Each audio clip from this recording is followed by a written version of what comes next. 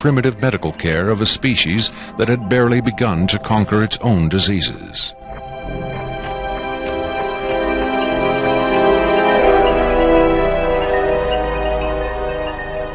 But as we will hear, there are those who claim that to the aliens, death is not a final end to be feared, but a mere transition.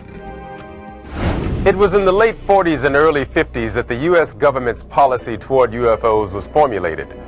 Publicly, there was Project Blue Book, which made a great show of gathering data on all the major UFO sightings, finally declaring them all to be hoaxes, mass hysteria, or swamp gas.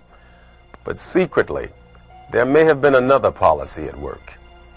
Over the years, several documents have come to light which seemingly confirm that a clandestine group, Operation majestic12 Group, aka MJ12, was formed by special classified presidential order on September 24, 1947, for the express purpose of gathering information on UFOs and extraterrestrials, while at the same time keeping such information not only from unfriendly powers, but from the American public as well.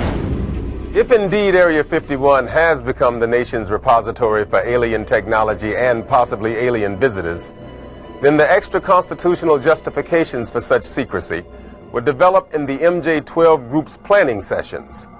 James B. Forrestal, Secretary of Defense under President Harry Truman, is widely accused of being the mastermind behind the creation of MJ12.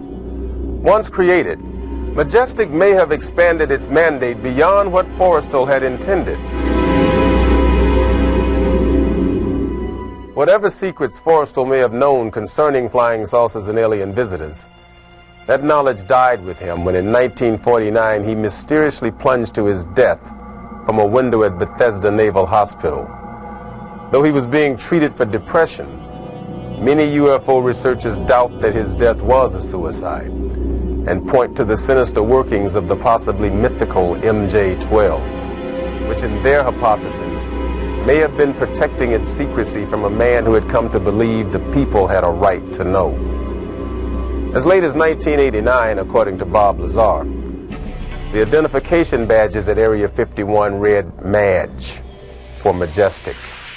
In December 1994, a document purporting to be the majestic12 Group Special Operations Manual was leaked to a noted UFO researcher. It contains the following directive under the heading Isolation and Custody. EBEs will be detained by whatever means are necessary and removed to a secure location as soon as possible.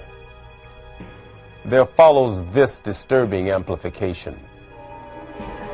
Although it is preferable to maintain the physical well-being of any entity, the loss of EBE life is considered acceptable if conditions or delays to preserve that life in any way compromise the security of the operations.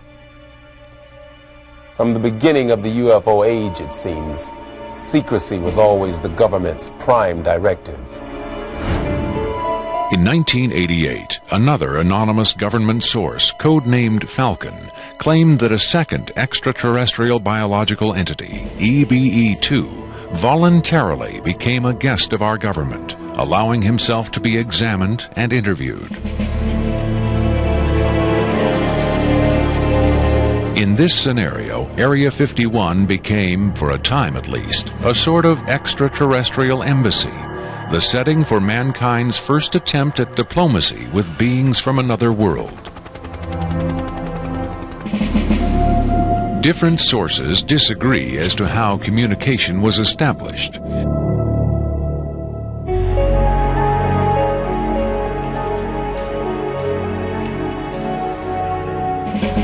There is universal agreement that the EBEs are incapable or unwilling to speak human language.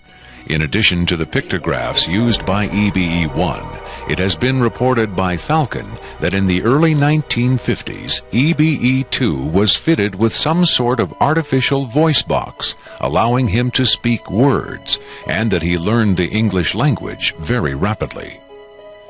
Other sources doubt this story, however. By our kind, do you mean we Americans?